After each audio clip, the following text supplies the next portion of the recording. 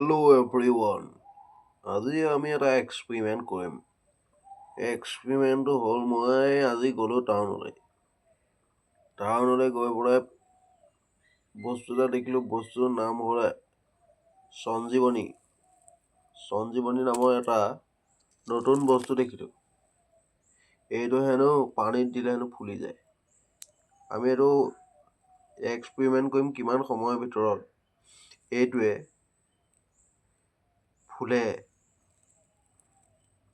তাক আমি চাম। শুনিছোঁ এইটো হেনো পানীত দি দিলে ফুলি গুচি যায়। চাওঁচোন আমি কিমান সময়ৰ ভিতৰত ইয়াৰ ৰং ৰূপ সলনি হয়।